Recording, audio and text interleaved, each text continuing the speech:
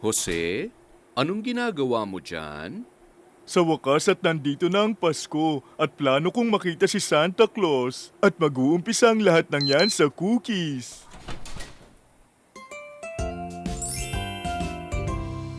Oh, Pero dumadating siya kada taon at hindi mo naman siya nakikita. pero gagana yan ngayong taon. Tignan mo, alam ko na hindi kayang hindian ni Santa Claus ito. At paano mo naman nalaman? Nabasa ko sa libro ng recipe na ito. Ang paboritong cookies ni Santa Claus. Ang sarap kaya. Gusto mo akong tulungan sa plano ko? Makinig ka. Magugutom si Santa Claus pagdating niya dito. Kaya kapag nakita niyang nakangiti ang mga cookies sa kanya, hindi niya mahihindian ito. Pag kinuha niya ang cookie, mahihilan niya yung tali na bumubukas sa cabinet. Napahuhulugin naman yung dominoes. Yan naman ang tutulak para lumipad yung sibuyas. Natatamaan yung nutcracker para tumalbog naman yung bola. Gugulong naman to sa puno na aalugin lahat para tumunog ang bell. Magigising yung tandang at titilaok ito para magising ako. Ang galing, no? Anong palagay mo? Palagay mo gagana yan? Aba, syempre naman. Buong taon ko yata itong pinlano.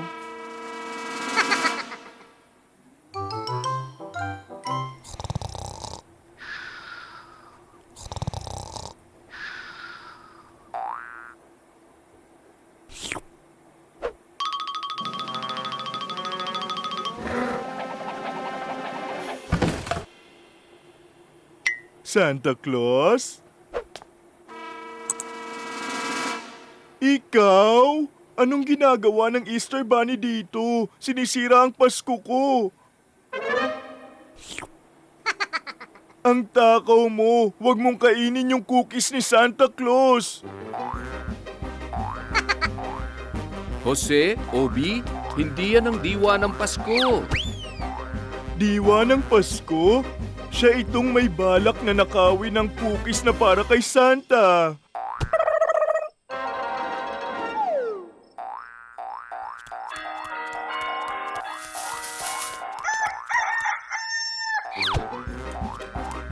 Hindi ka makakatakas sa akin. Kung mag-aaway lang kayo, hindi darating si Santa Claus ngayon. Ho, ho, ho! Merry Christmas!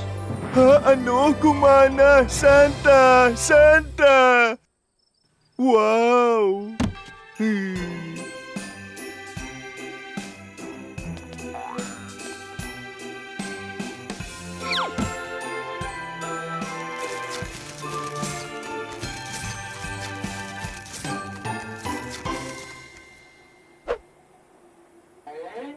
Nagkaroon ng chocolate factory si Obi at ako naman, Carrot. Merry Christmas!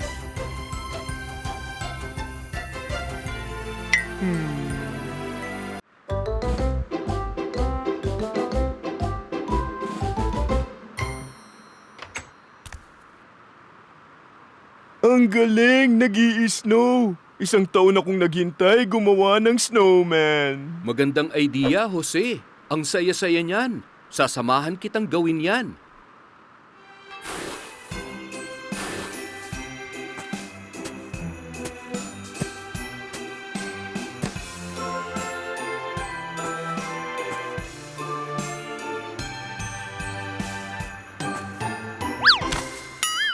Oops! Nagkabukol ako dahil sa snowman. Relax, Jose. Gumawa na lang tayo ng isa pang snowball.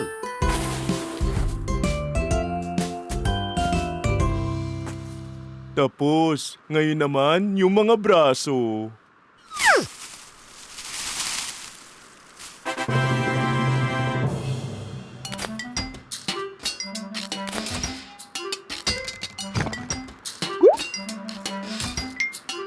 At yung ilong. Pero, yan ang ilong niya. Masyadong malaki yung ilong na yun. Kaya naman mas okay kung ganito lang. Ang importante, malaking ngiti. Ang saya ng snowman ko, Kitams.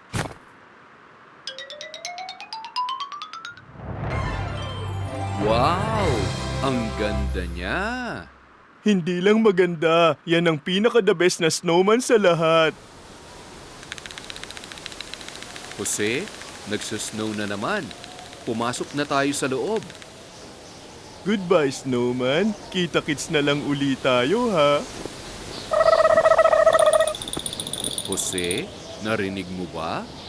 Oo, mukhang nilalamig ang snowman ko. Pero snowman nga siya. Kawawa naman, wag mong sabihin yan. Malulungkot siya.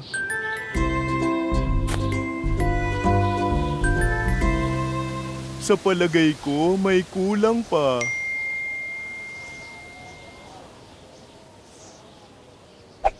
Hayan na, may pagkain na siya at may proteksyon laban sa lamig by snowman.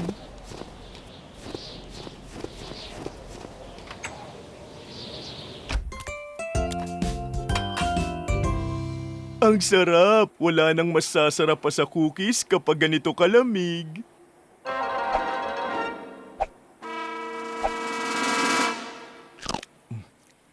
Yun ang pinakamasarap sa lahat.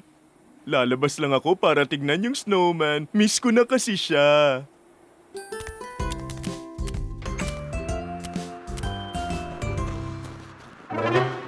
Nawawala yung mga kagamitan ng snowman.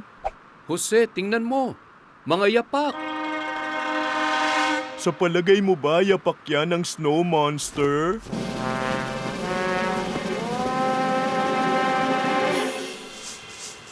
Nasa taas siya. Huy, snow monster! Ibalik mo ang mga kagamitan ko.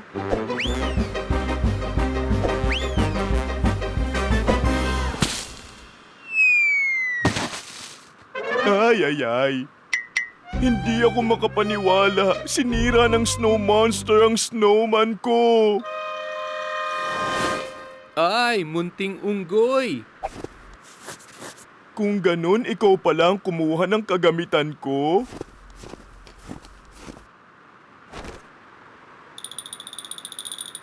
Munting unggoy, sandali! Okay yan, Jose. Ngayon, hindi na siya lalamigin.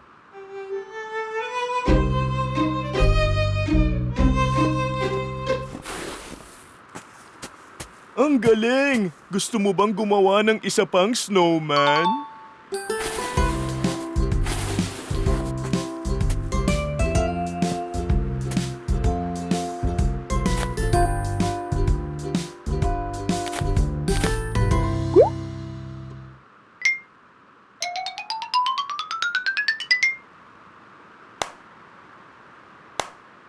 Snowman, alam mo ba, mas maganda ka pa ngayon.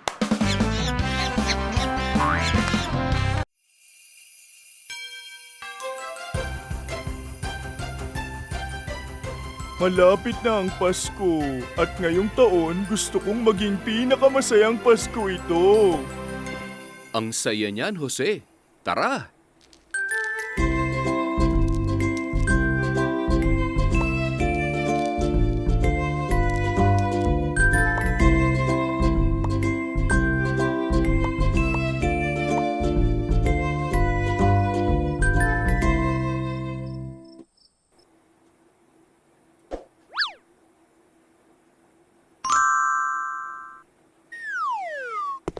Ready na ako para sa pinakamagandang parte, ang pinakamasayang Pasko ng buhay natin. Wow, ang gara naman. Hindi maaari. Bumalik kayo mga munting ilaw. Di posible. Sira na lahat. At yan lang ang mga ilaw natin. Gusto ko lang naman ng maliwanag na Pasko. Relax, Jose. Gamitin lang natin ang utak natin. Ano ba ang singliwanag ng Christmas lights? Hindi pwede ang mga tala. Nasa langit sila. Alam ko na! Mga alitap-tap!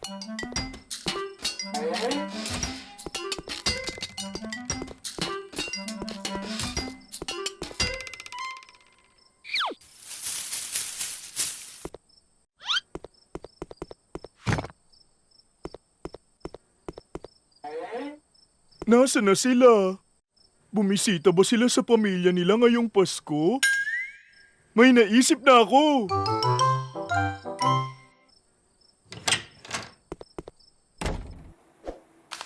Jose, ano yun?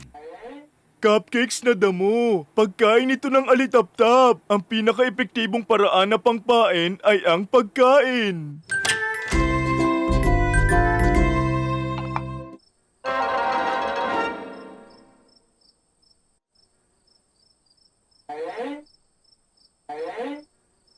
Pero parang hindi epektibo itong pagkain ng alitap-tap. Sa palagay ko, paboritong pagkain to ng baka. Walang epek.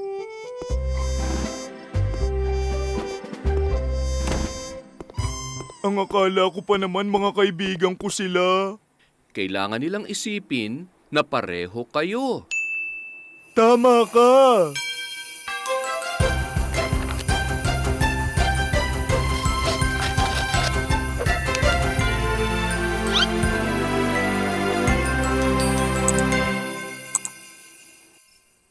Tada!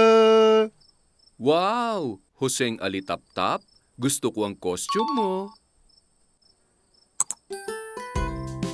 Ayun o, alitap-tap. Nandito na ako. Alitap-tap na rin ako.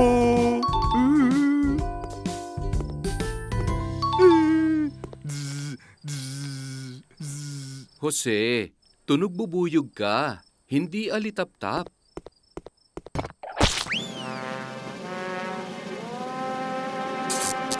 Ano ba yan? Kung kailan ko pa naman kailangan. Wala akong alitap-tap. Totoo man o hindi.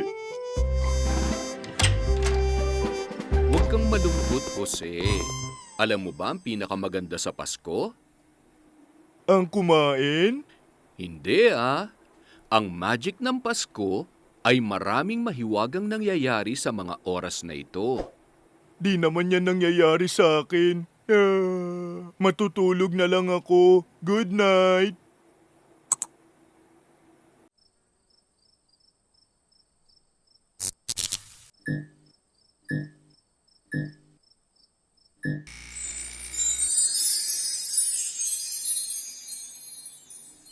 Jose! Jose! Gising! May mga ilaw sa kitchen.